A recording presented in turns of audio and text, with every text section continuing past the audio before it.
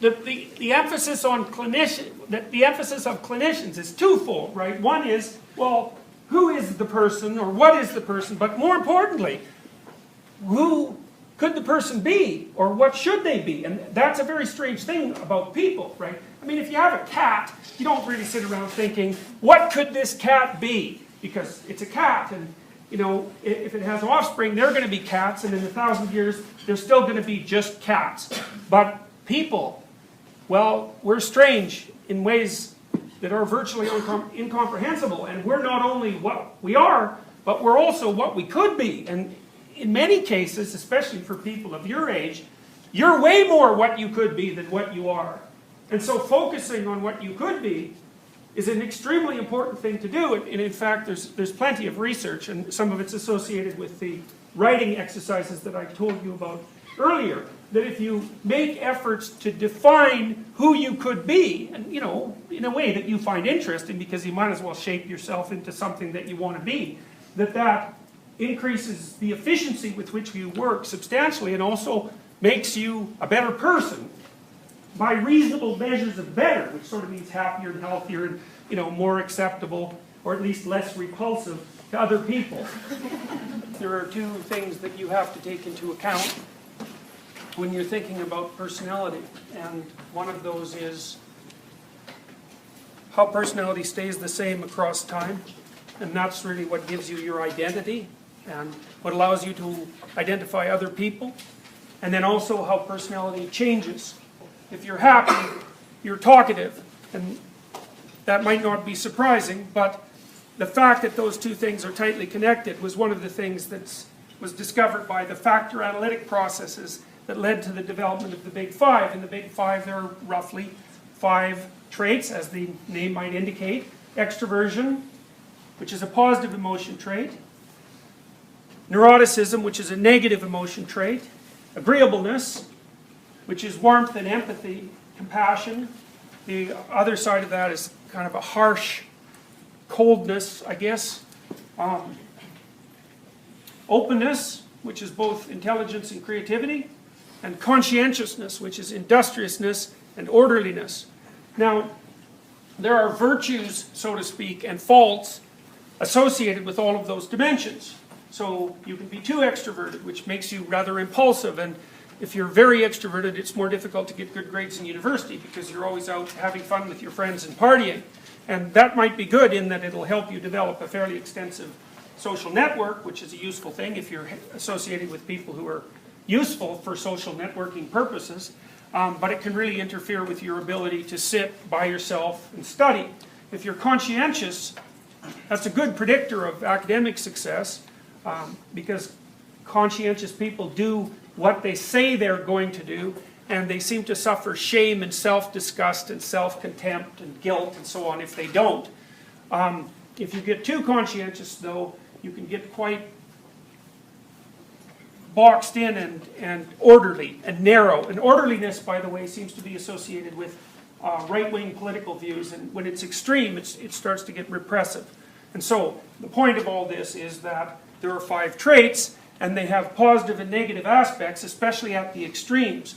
And these programs are set up, first of all, so that you'll see a series of adjectives that are universal descriptors. So it's basically a small set of adjectives, 100, that kind of cover each dimension of personality with a reasonable degree of comprehensiveness. Then you'll be asked to pick which ones you think are particularly relevant to you, and then you'll be asked to narrow that to a final list. In one half of the exercise, a list that represents your virtues, and then in the other half of the exercise, a list that represents your faults. Then you'll be asked to describe a time when that virtue played a positive role for you, or when that fault interfered with you. And then you'll be asked to describe how you might capitalize on that virtue in the future, or perhaps bring that fault under control in the future. And it turns out that writing exercises of this sort are very practically useful. They have a variety of positive effects, one of which seems to be an increase in academic performance. And our research so far has indicated that that increase can be quite substantial among with similar programs. At McGill, we raised the academic performance of struggling university students by 25%, so a whole grade point. And at a business school in Holland, where this is being studied in some depth, we've studied 2,000 people. They actually did the future authoring program and not the present authoring program, which is the one you're going to do. And we improved their overall academic achievement by about 30% as well. Turns out that articulating yourself is an extraordinarily useful thing to do, and you could also think about that in a more comprehensive way as the goal of, say, psychotherapy and personality transformation. A lot of what's happening as you mature and develop as a personality is that what you are, whatever that means, I guess it's your behaviors and your potential, and I don't know exactly what potential is, but your behaviors and your potential can be increasingly organized at a high level of consciousness, articulated at a high level of consciousness. And articulation is a funny word, because partly it means joint articulation. You know, your hands are very articulated, and that's why you can do a lot of things with them. And hands and speech are very tightly related, which is why most people's speech centers are in the same hemisphere as their dominant hand.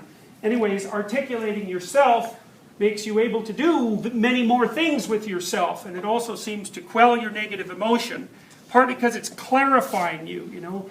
The more you leave things muddy in your life, the less defined things are around you, the more active your stress response systems are, because if things are murky and undefined, your stress systems basically assume that there are alligators and snakes and predators hiding in all that fog and gloom, and that you're in a very dangerous environment. But if you clarify that with careful attention and articulation, you can clear away the fog and the gloom, and that only leaves you with your actual problems, which, once defined carefully, you might find manageable. And an example of that would be, you know, when you go into your room and you haven't done your homework for a while, and there's piles of papers piling up, or maybe there's piles of junk on your computer, it doesn't really matter. And you'll have a very powerful tendency to avoid that. Not even to look at it, right? You don't even want to look at it, because and that's chaos. It's sort of growing in your environment, and there's a specific part of your brain which evolved to detect snakes that deals with such little chaotic piles of undone business, and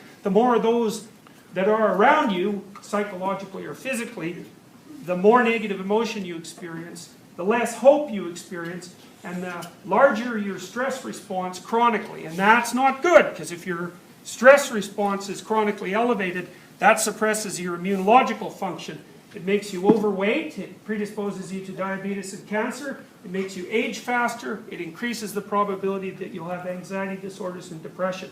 It's a bad thing.